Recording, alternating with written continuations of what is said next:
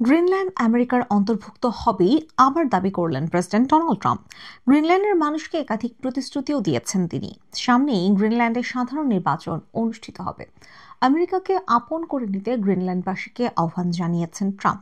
তবে সেই সঙ্গে এও জানিয়ে রেখেছেন যে করেই হোক তিনি গ্রিনল্যান্ডকে আমেরিকার অন্তর্ভুক্ত করবেনই, এক পদ্ধতিতে না হলে অন্য পন্থা অবলম্বন করবেন। ট্রাম্পের এই দাবি শুনে ক্ষুব্ধ ডেনমার্ক। তারা জানিয়েছে কোনোভাবেই ট্রাম্পের আশা পূরণ হবে না। এক সপ্তাহ পরেই গ্রিনল্যান্ডে সাধারণ নির্বাচন অনুষ্ঠিত হবে।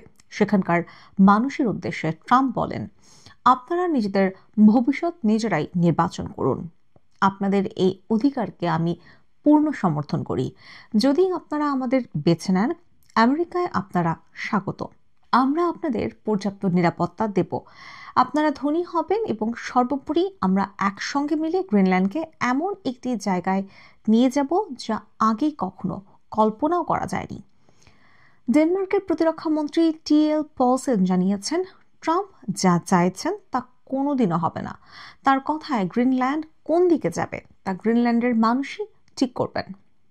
গ্রিনল্যান্ড উত্তর আমেরিকা মহাদেশের মধ্যে থাকলেও তা আমেরিকার অন্তর্ভুক্ত নয়। এটি আধা স্বশাসিত দ্বীপ। গ্রিনল্যান্ডের ওপর ইউরোপের ডেনমার্কের নিয়ন্ত্রণ প্রায় সর্বজন বিদিত, কিন্তু তা আমেরিকার অন্তর্ভুক্ত করতে আগ্রহী ট্রাম্প। দ্বিতীয়বার প্রেসিডেন্ট হওয়ার আগে থেকেই তিনি জানিয়ে আসছেন গ্রিনল্যান্ডকে আমেরিকার অন্তর্ভুক্ত করা হবে।